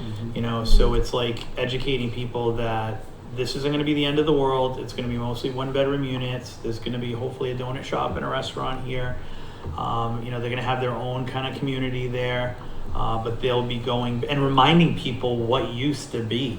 In Taunton, it was the Reed and Barton Mills, it was the Whittington Mills, it was thousands of people going everywhere. And of course, most of those people are dead, but it's like everybody's paranoid about traffic and stuff. And this area used to sustain so much more. Like, I'm sure Lakeville, these strips had viable businesses that pack the area with, you know, just energy and stuff. And sometimes people need to be reminded, you know, of what could be there and what the potential impact on the tax dollar would be to get, you know, and what that is. Like for the Whittington Mills, it was like I told you about the $60 million tax break, but you're still making $1 million a year that you would not have made, you know? So it was like, is that gonna help? Like, yeah. You, before we dismiss you, Jay, it's been really great. Bringing back my Catholic school days. Yeah. You mentioned that you have, is it monthly or by every 2 months you get together with Dayton, Rehoboth, Taunton, and Berkeley to talk economic development? Is that something that we can be involved with? We're really cool. I'm not sure you would want to. You would want to probably do your own with the, what do you have for the chamber? Cranberry Country? Yep. Yes. I would try to do it with them. I'm wondering if Lakeville, I don't know, you would know about it. Is Lakeville too much of a stretch? Berkeley, Dayton, Taunton, Raynham? We border Berkeley and Taunton. I don't know. I mean, so maybe And Raynham. if you want to reach out to the, I mean, she wouldn't mind at all. So Chris is the executive director of the Taunton Chamber. Oh, Chris Silva, yeah. Chris Yeah, Silver so, is yeah, we can- awesome, All and right. she would definitely welcome you. And Yeah. it's a robust conversation. I mean, last time everybody was there, and it was funny because the Dayton guys were like, "We're excited about the storage facility that's coming," and it's like, okay, whatever. But you know, they're excited because it's tax revenue. But Right, it's it's nice all- to hear other perspectives. Yeah, it's all about the dialogue, it's about the relationships and the network, and, you know, we're here on the map. I mean, we're Lakeville, we're here. So I want to make sure that we're as connected and educated as possible for ourselves too. And, you know, what's out there and what's looking to come in, and, you know, we'll keep a pulse on what our residents are looking for, and, you know, see what we can do to try to, you know, really do what we got to do without, you know, losing sight of what the desire is, so. And I gave Andrew my card for all of you. It has my cell phone number on it, so you can always text me if you have any questions about a business, or usually get back within the hour if I can. But if you guys have any individual questions, you'll probably have a bunch after I leave. But just, you know, let me know, and if I don't have it, I can probably. Yeah, quick I didn't want you to question. have to. Jay, I have a quick question before you dismissed. Yeah. That was bad, So I'm sorry. when you have these community forums, the one that you Oh, thank mentioned you. with Whittenville, was the investor present? Oh, yeah. those forums? Okay. Yeah, and the Do you, best do you part- encounter any type of resistance when you present that to the investor? And, hey, we're gonna have a community forum. And how do I you mean, deal with it? They haven't, so the developer for Whittington Mills is a company that's developed over 1 million square feet of, apartment space, so they've been around the rodeo. Okay. They hadn't done too many of the community forums, but they've done some. It's about just reining it in. I wanted to take a step back on those kind of meetings, but unfortunately, it kind of goes a little crazy right away because there's people that are like, I don't want that, why are we do? And it's like, no, that's not how this is gonna go. Yeah. It's gonna be good discussion. You can ask questions. Everybody has to be respectful, but the biggest impact is at the end when most of the people are leaving and the people stay that have the greatest impact on the development, and they're like, can you really tell me what's gonna happen to my house? Like, what the impact is gonna be? And it was amazing to watch. Like, we sat back and we saw maybe a dozen, maybe like 15 people, couples, older couples that were just like, what is this impact gonna be on my house? And I think that for the most part, the abutter concern, I think Greystar had to purchase a fence for one guy, but otherwise, I think the abutters, through the community forums and through the city council and planning board meetings, had all their questions answered. Cool. And I felt like when we went to the city council for the final special permit, I was like, how many people is in there? Because I'm like, if there's a lot of people in there, we're in trouble. If there's not many people in there, we're good. And there wasn't that many people. How many people attended the forums that you had? The forum was probably like 50 to 70, I would say. It was it was 2 different ones. But yeah. Where did you have it? It was at the Broken Chains Biker Church. The church, yeah. So it was a big church and audio issues. But otherwise, yeah, it was, so the people didn't have to go that far. That's the whole key is don't make these people drive that far. Yeah. And did you televise it too, on your local access? Yeah, I believe it was. Okay. Yeah. And that's key good. too, is for Yeah. the people that can't make it. Yep. But yeah, that was a big help, and that would be something for, your retail development or something just to get people to, some people just want to be heard, even though they're not going to stop the project. And obviously you've got a history of problematic town meetings, so maybe this is one part of it that could kind of ease that burden where people have, you don't want people to get the answers to the question at town meeting. You don't want that. You want them to have their answers already. Ahead of time, right? Or Like we it's did going at to the be. fire station. Right, That's a great exactly. Fire station The took us outreach. countless meeting after meeting Yep. after meetings Yep. and coming here. And by the time we got to town meeting, it was rather a small town meeting and everybody that was coming up, but everybody had their questions answered and it was done. And that's a lot to do with it. Before you get dismissed, I just want to say thanks for coming out. And I've lived in between Brockton, Norton, and Lakeville in this area my whole life. I've spent more time in Taunton as a kid and all the way up through my adulthood. I have to tell you, the Taunton Green is amazing now. What you've done down there, yeah, and I go, agree. and I'm there every Saturday because I go to the synagogue right there. So I have to tell you, it's just because it was looking bad for a while, and it just looks really great. Yeah, the bookstore is a big help. Yeah, Bookstore is great. yeah. We got a theater there now. Yeah, We the got theater going, the restaurants. rest, just the front of the building, go to, the Taunton Artisa, just that whole building, the whole block looks Lovely. good. Yeah, Everything Main Street really is looks great. good, and I'm good friends with Lou Pacheco. Okay. And, I went there today. Lou's a good guy. so, I'm down there a lot and he really done a great job. And I used to say, I do a Taunton, but now it really is. He's done a great job. Appreciate that. So we'll reach out to you when we need to beautify Yeah, 105. no, anything. And I talk to Andrew constantly. So anything you want to either text me or funnel through him. I'll reach out to you on LinkedIn. Thank you, Jay, very, No very problem. much. Thank you very much. Thank you, Jay. This was Thanks, great. Jay. And Andrew, Appreciate thank it. you for setting this up Yeah. with us, so.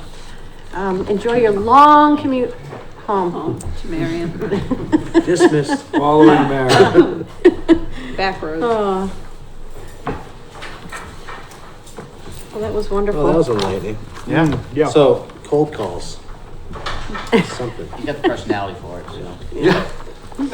so.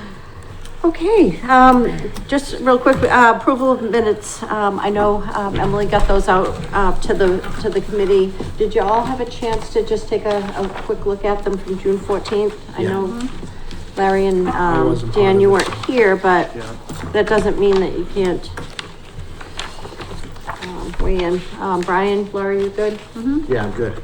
Okay, I only had one little tiny thing, if you can, relay this back to Catherine. On the first page, under call to order and pledge of allegiance, second, sentence where it says Chair Carboni, I would put Member Carboni there. Okay. And other than that, I thought, Catherine did a wonderful job capturing, the essence. Good night, Noel. Night. Good night, Noel. All right, so I will entertain a motion to approve the Town of Lakeville Economic Development Committee meeting minutes of July 14th, 2025. Make a motion. Second. So there's a motion and a second. Any further discussion? Hearing none, roll please. Wilga? Aye. Okay. Driscoll, aye. Carboni, aye. Constant abstain, I wasn't present. Okay, Sol DeVilla, aye. okay. All right, we got that? Sweet. Approved. Excellent. Okay, a couple little things here.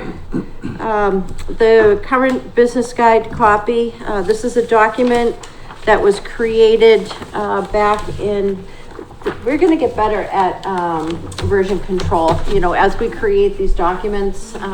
I know Andrew's office, they're gonna kind of look at opportunity, for that revision control, because when things get changed or when things get adopted, when things get made, it's important that we have, I guess, the familiarity as to where we can find that date, of when things were created or last updated. So this was a great, pass, for the Economic Development Committee. I know Laurie spearheaded this, and put a lot of, work into this. So we've handed it out this evening for all of us to become a little bit intimate with it. And this is a chance for us to bring this back, at our next meeting to see where we would like to have some, updates and enhancements and, if any, really, so. Cause we're gonna take it from. Can I just ask a quick question? Maybe, I don't know, you're select person, Andrew. The MBTA, who owns that land? Is it state-owned, MBTA owned currently? Yeah, MBTA owns it. Yeah. So are they planning on just leaving the key in the mailbox and saying do something with it, or are they gonna try to develop it, or are they gonna try to make us buy it? I hope they just leave the key in the mailbox and walk away. That would No. make me very happy. The state rarely lets go of their land. I think they're probably Only a gonna- hospital? Yeah, besides that, which they probably do for obvious reasons. They don't want to give. I think they're going to lease it eventually. Okay. Last I talked to them, they're still trying to get feedback. The conversation I had with them, they were kind of like a little bit taken aback by when we had that meeting, Okay. because they really didn't know what we wanted. So when everyone said commercial, they were kind of like, let's try to find a commercial use. So they're going to put together the. That would be a request. great commercial spot there. It's plenty of parking, and it's got plenty, that'd be a great commercial spot. Plus, if you put retail in there, you got captive audience.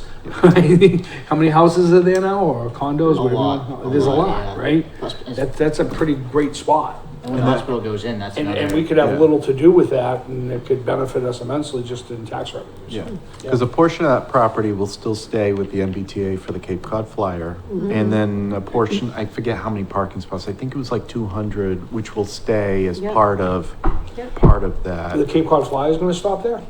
It does. Well, it now. does right now. Well, I figured they were gonna just use the MBTA, so. No, because the way the lines go, Okay. the fly, it's just how they have all Would they the split tracks. off? Okay. Yeah, so. I wasn't aware of that. But yeah, I mean, it was brought up at a planning board, and I think it was the same The meeting that you joint and meeting. Michelle, the joint, that you folks had attended. Yeah, I mean, and our interest would be the same, commercial or something to that effect. I think a But- grocery store would be perfect Yeah, there. Yeah, Me and Jay were kind of joking around because he's trying to get an Aldi's. I kind of want an Aldi's here, yeah. and so what is with you guys and Aldi's? I don't think, I've been in one once, I don't, Well, I bought it's- strawberries, they were really good You gotta bring your strawberries. grocery bags and a quarter for the cart. Card. Oh, Lord, it's But I will say the absolute- food quality's pretty good. Yeah. Yeah, yeah. They have a I lot mean, of they're popping different up things, everywhere. a lot They of really healthy are. I only I'm a choose- big market basket guy. Aldi's is a small grocery store. We can never attract a market basket to go at the MBTA station. No. It's too small, so Yeah. that's why we choose all these, they're smaller. Right, they're a little small. But yeah, the hospital would be great, and that'd be a great anchor store, but I heard him say they don't pay rent? How does that, Market Basket doesn't. how does pay that rent. work? They own their They own property. own Oh, they their own their own property. land, they buy the Yeah. land. Oh, okay, I get it. I was very confused by Yeah. him. Yeah, that makes sense that they, so wow. That Fall River site, they own that land? Yeah.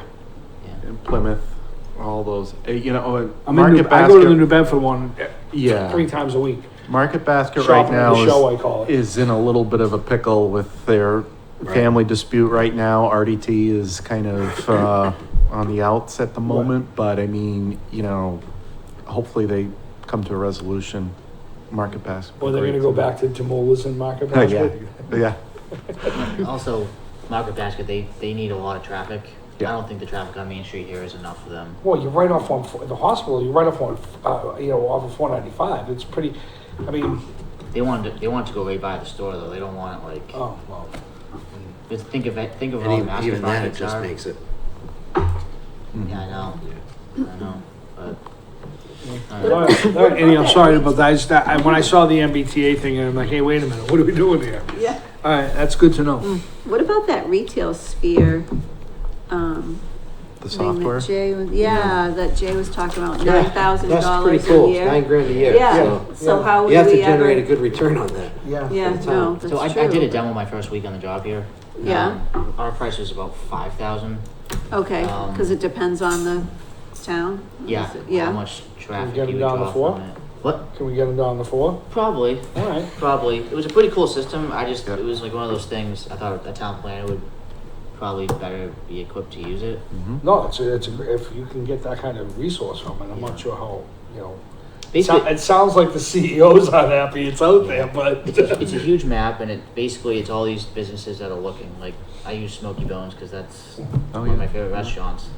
Like you'll see like a listing of all these businesses looking to go somewhere in southeastern Mass. Right. And so when you click on Smoky Bones, you get like the CEO's phone number, email. Wow. Not necessarily the CEO, but the real estate CEO. Yeah, real estate people.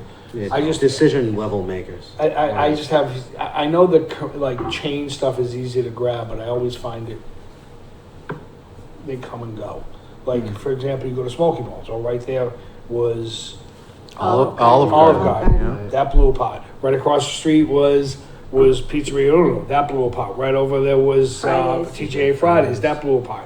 They're just too easy to move, but if you can get in, more local stuff, I personally, I generally don't go to fast food anyhow or any of the chain places, but whatever we can get, but there's gotta be a way to try to reach out to some of them. Yeah. Like I know like 110 Grill, they're a huge chain, but they're locally owned and they actually cook there. The other places don't cook there, it's all done in salinators. Yeah, one of the things when I did it, I was like, I really don't know enough about who to call, what to do, where it should go. So I thought the town planner should do it, and then it's also why I popped up the idea originally of reconvening this committee. I like you guys this. just basically tell me to look into it and Right. have a We point can person. come up with our own ideas. Like I said, 110 Grill's huge. They're opening up everywhere. Mm. And they seem to be all in those, in all those, crossing places, the open air markets, which are just the new thing. Is that there are no more malls, obviously, they're all closing up. And if they're not closed, they're all trampoline parks at this point. Yeah. I think the answer to all these questions is gonna be found in an updated version of these studies. Yeah. So, and we have to do it we have to kind of balance a modern way with the traditional way, because not every resident's gonna use email. But we have to see what the pulse of the town is right now. I'm sure we each have our own passions and interests and what we like to see these places developed as, but that's irrelevant. It really comes down to what the townspeople want. Yeah. And that's where we have to start. So I think we have to try to create an initiative and assign some responsibilities to, how do we get this going again? Yeah. And then maybe we use this as a model for the new survey. Yeah, I was saying, Make some update the adjustments to it. surveys, resend it. And then once we have that data, then we can start to try to find opportunities. Maybe at that point, if we have a good data set and we see what the desires are of the town, might make sense to invest in that retail spheres. So we can track the right people. That guest said something that kind of resonated with me too. We're a rural community. People love the country character of Lakeville. And the agribusiness thing is relevant. That was a Yeah. good suggestion by her. It is really good. So we can't dismiss that. And you know, I think as far as investors in that area, I just don't know. But it's all gonna come down to what the pulse of the town really is. And this is old, but it's a really good guideline to create a new one from. So why don't we, for the next meeting, we'll put on here, we'll discuss the survey. We'll word it in a way that said, so from now until our next meeting, take a look at the survey, highlight, take a highlight. Yep. And just highlight the questions, that you find are relevant. Most relevant now. And then what we'll do is we'll build the next survey, and then we'll establish how we're gonna run that survey. I know that there's another, piece of where you said not everybody uses email. We have a communications, and community engagement subcommittee, that's getting off the ground as well. And we have to do an inventory as to how people, get their communications, what is the best way for them. So we might have to hit the survey on like maybe 3 different ways, so maybe. I agree. But we'll have to figure out what the best approach is, Get yeah. it down to the Yeah. COA too. Yeah, I The don't think- COA's got a lot of people there, so. And the tax bills. It's gonna be Yeah. promoted Yeah. digitally, that's for sure. Yeah. Yeah, digital is a great way to go. There's a lot of people on digital, Yeah, but so we'll talk about, I'll have, if we can, Andrew, and Emily, maybe, kind of think about what would be the best way for us to send out, a survey. Maybe it's 10 questions, or I don't know, I haven't really, spent a lot of time on, reviewing this because we just got it, but, Yeah. So maybe it is let's- 10 questions, and then what's the best way of getting that out there to the most people? I like the idea. As I'm going through this, I just realized there's 6 questions that we had asked, which was very short and sweet. But I think there's an opportunity to get at least 10 in here, because there might be some other ones that we want to Right. really. So, I can do some benchmarking on what other towns have done for their recent survey, from around here, Yeah. and see if I can find some extras. Yeah, thanks. That would be helpful. Yeah, that would be really helpful. Just to kind of, because I think 10 is no more than 10, because anything over that, people are just gonna They're get not bored. gonna and do they're it. Yeah, Yeah. I do like the open-ended responses, though. I mean, there was quite a few. There sure are. In the open-ended questions. Yeah, I mean, and this is something I could see being sent out on a frequent basis, every couple of years or something, to kind of get some more feedback. But I mean, I think this will be a good start, if anything. Yeah. On that topic too, I don't want to belabor this, but, I'm new to the committee, and the only thing that I know is that, the definition of an economic development committee is to create economic improvements in the town above and beyond where it was when I first sat here a month ago. Apart from that, I really don't know what our goals are. Are we deficient in tax revenue? Do we have a surplus? And if I was able to answer that question, then I could help to create maybe some outline or structure of the survey that would paint that picture for the respondents. So they can say, well, crap, yeah, I don't want business in town, but these are our situations. Not that we're trying to create the narrative on our own and define the answer that we want them to give us, but present them with, hey, this is the reality. And now under consideration of the reality, how do you feel about this?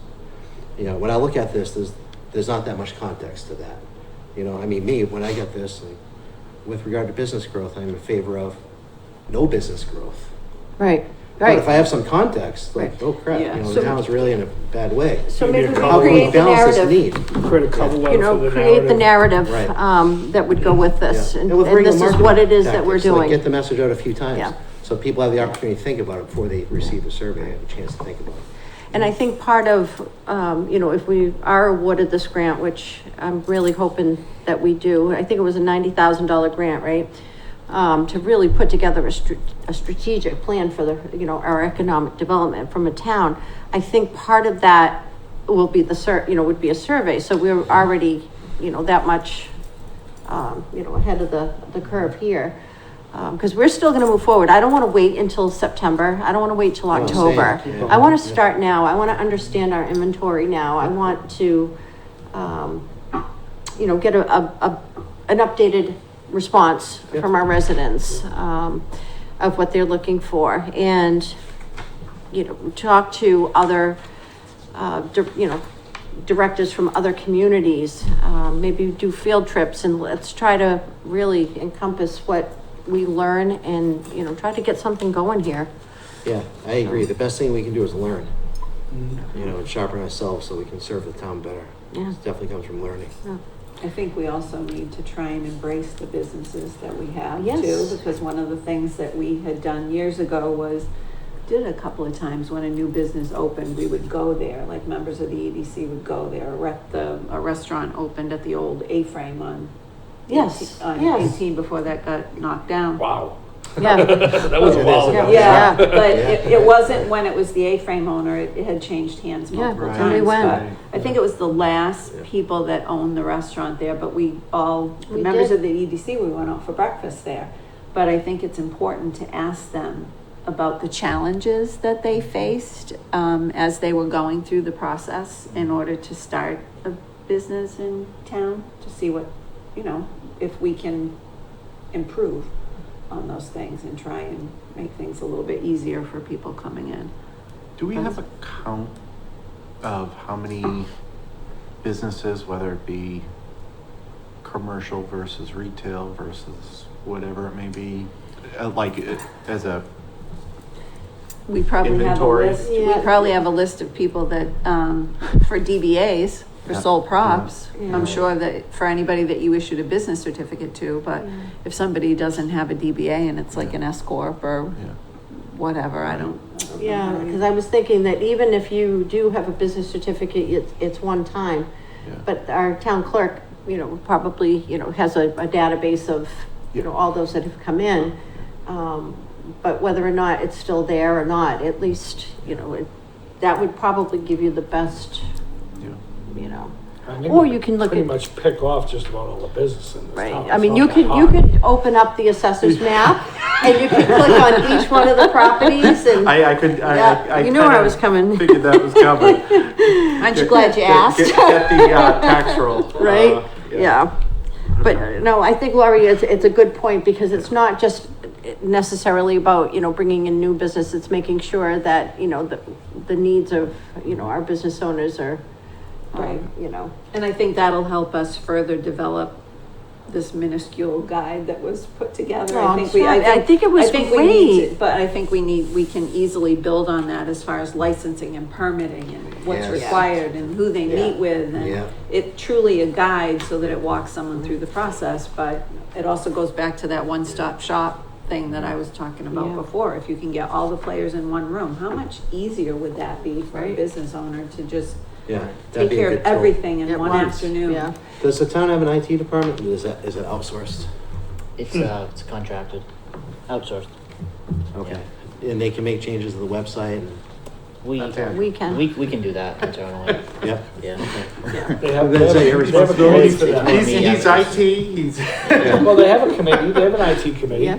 Yeah. Yeah, and Emily Tomorrow. is going to be our point person, so we're gonna, that's gonna be another conversation as to what do we wanna see on our economic development, web page. Yeah. Cause they're all going through that, You're selling them, you need a third phone. Yeah.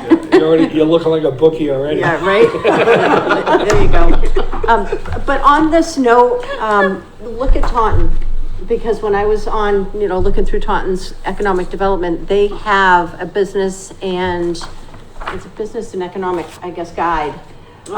Take a look at it. There's 50 pages, but it goes into permitting, licensing. By industry, because the one that I had originally looked at that we were that where this was gonna go next was really kind of mirroring what Brockton did, but not to that full extent, where it would say, if you wanna open up a restaurant, these are the departments that you need to go to. These are the permits Okay. and licenses that you need to have in place. Or if you wanna open up a barber shop, this is what you have to do. I mean, it was a lot of it was by industry, which is great because it, Wow. you know, spells everything out, but I don't know if Taunton is.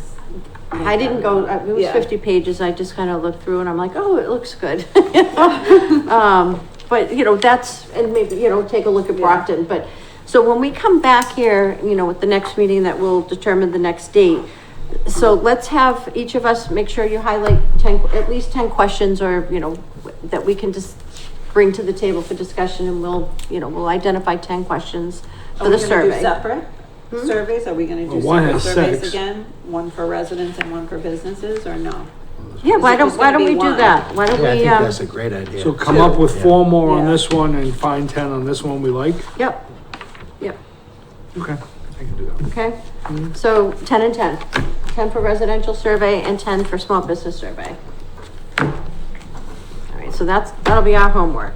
And then take a look at some of the other developments. So this guide will probably go to maybe 2 or 3 meetings, you know, until we, Yeah.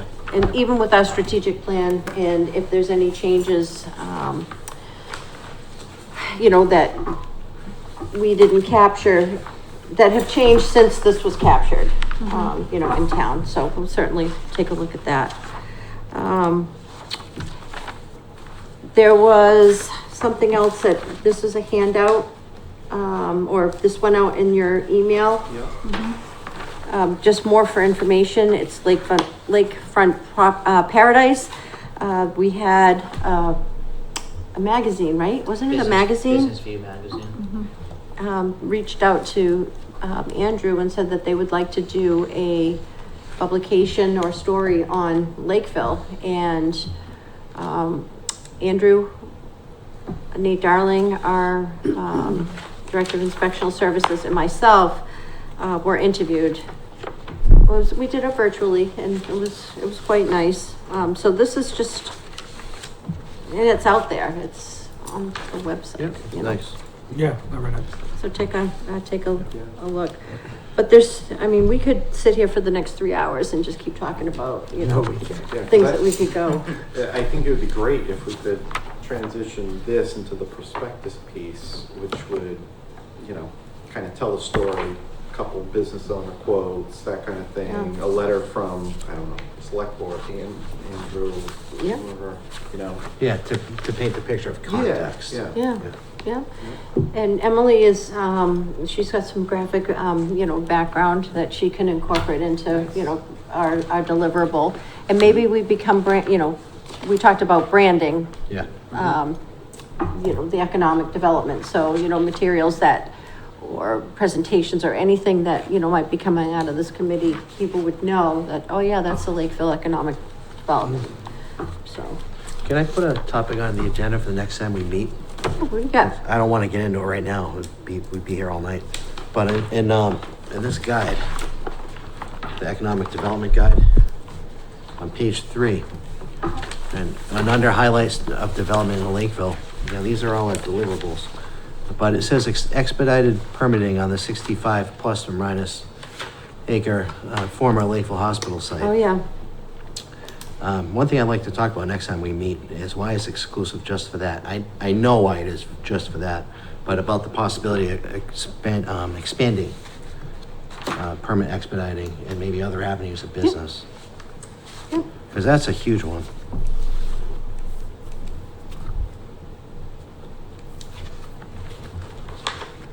Emily, you got that? Because I'm gonna do my best to remember. Yes. I got a note of it. Thank you.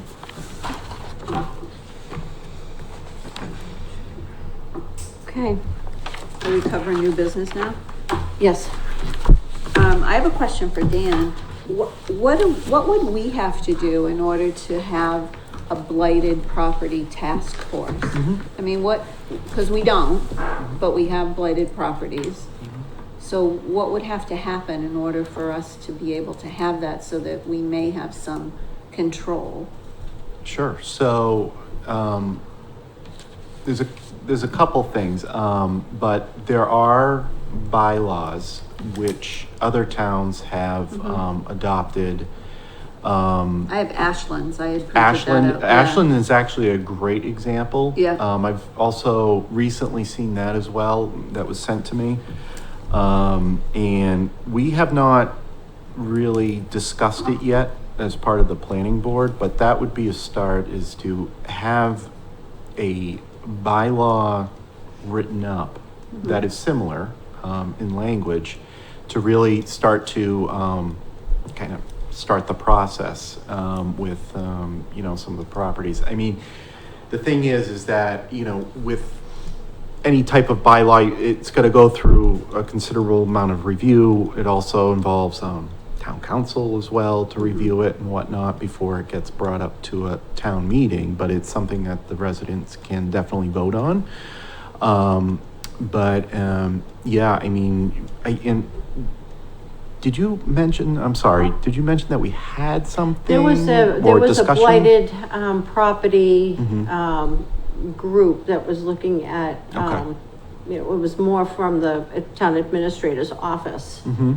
And it That was a didn't while really ago. go, yeah, it Yeah. didn't really go Anywhere. yeah, but, I think that the challenge is, you know, when you're looking, well, it's sensitive, let's just put It it is. that way. So I think, you know, dealing with a blighted commercial property is one thing than dealing with a residential blighted property. Yeah. So it's very sensitive, and, so I would rather try to keep it more, maybe we do a blighted property for commercial. Commercially. Yeah. Oh, yeah. Yeah, That was 'cause- my thought. Yeah, the residential one, I agree. more And, you know, difficult. there's Yeah. some a lot of challenges around that. But commercial, I could definitely see, and something a little bit more smaller and conformed. Yeah, Yeah. okay. Yeah. I think So that would any, make sense. you know, the planning board, you know, the select board, you know, they can put, you know, a bylaw, you know, or a proposed bylaw to, our zoning bylaw. And then go through the mirror of Yep. steps that would have to take place for it to get to town meeting. So if, you know, there was a directive from the planning board that you guys could do that. You know, the select board, it could be on one of our agendas, and we could say we'd like to, you know, put together or explore Mhm. the commercial, you know, blighted property bylaw. Yeah, And Good then idea. get it That going. makes sense. Yeah. That sounds good. How does, you referenced, Ashland, is there, what's the I incentive? got it, I Just- think I got it via email. Yeah. Yeah.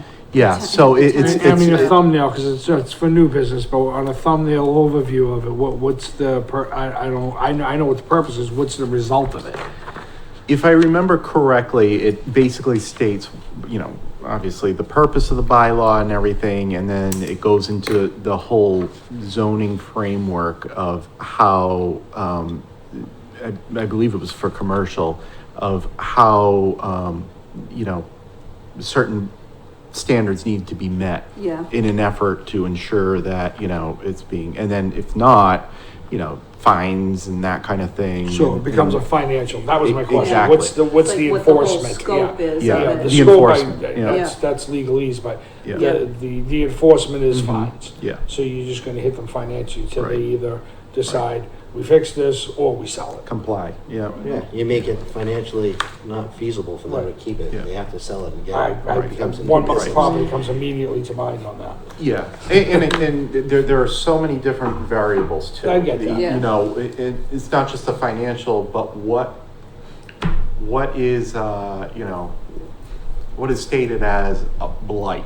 You know, is the roof coming down, is Fire over, hazard, it's all yeah, different kinds of things. overgrown, growth or whatever it Anything may more be. than 12 inches. Yes. It said, I Yeah. was like, wow. Yeah, yeah, so, and there are a few communities that do have that, and a lot of it was created as a result of properties that are, you know, in blight, and residents got together and made sure that, a bylaw was created. That doesn't mean, you know, I mean, there's other zoning types of, bylaws that are much shorter for larger communities, Cambridge, that kind of thing, where, you know, they have different instances as to what a definition of a bylaw is, but Ashland's is more, It's like 2 or 3 pages worth of what that bylaw is and what's conforming to it. Okay. So it's a great guide to Yeah. you. It's a good guide then. Yeah. Yeah, there's a lot of resources out there for, you know, for all of us. Mhm. Just go out and get it, Okay. so. So do you also think that maybe it would make sense for a future meeting? I don't know how, you know, how long we should wait, but I definitely think we should bring Valerie in from the Cranberry Country Chamber because Gosh, she yeah. definitely would be an awesome resource as Yep. far as if she knows any businesses that are, you know, needing to expand or anything like that. I think we need to have a deeper connection with them than what we potentially have before in the past. As much as we can network as possible, it'll be to our advantage. Yeah, absolutely. I mean, we could even have a networking event here for the EDC to meet chamber members and talk to them about what their, you know, plans are. Sure. Yeah, we could host one. Yeah. Oh, cocktails. Let's make it interesting. And do we have an associate member yet? No. Nobody's applied? I think I know someone that may want to. Oh, okay. Yep, and Oh, just have from them the send, community? a letter. I'm sorry? Like from the community? Yeah, Okay. yep, she's a resident and she is in banking. And I think that, you know, it might be something she's interested in, so. Great, and then, Andrew and, you know, Emily can, and Colleen could certainly, you know, help. Okay. We need one more. Associate member. Yeah, No, Oh. we're full, okay, so it's just associate. Yep. Just one more. yep. Okay, next meeting, I want to keep this going, so, now is every 2 weeks too aggressive for everybody? Do we want to go once a month? Keep going once a month? Yeah. Well, unless Till we it's get a the little same bit thing. more action happening, I'd say Yeah. probably once a month, Yeah. especially Okay. as we approach budgets. And we Yeah, had yeah. talked about the Mondays, Second or third, you alternating, said, right? yep, alternating, what the select board and, you know, was, Oh, yeah, yeah, because we're Tuesdays now. that's right. Yeah. So if we are here on the 11th, then the next one would be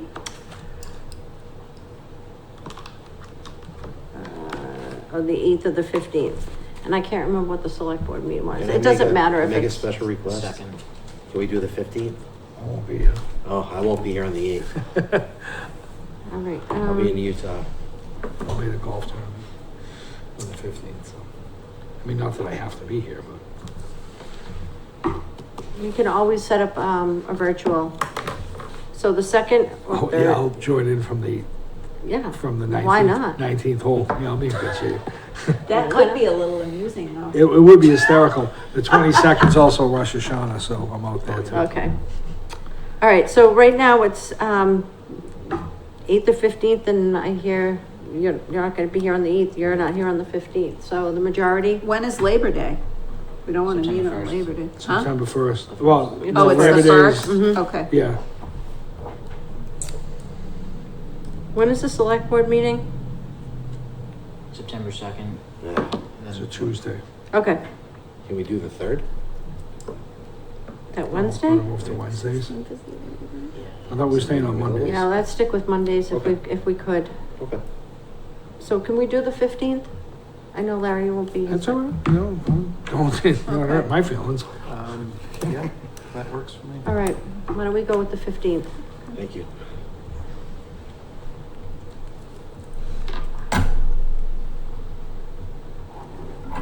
Same time? 6 o'clock, and we'll try to see if we can't land here. Okay, Yeah, I'll check into it and mention it. thank you. Thank you. All right. And with that, I will entertain a motion to adjourn at 7:56 PM. So moved. All right, motion in a second. Second. All right, just a quick roll. Wilga, aye? Driscoll, aye? Carboni, aye.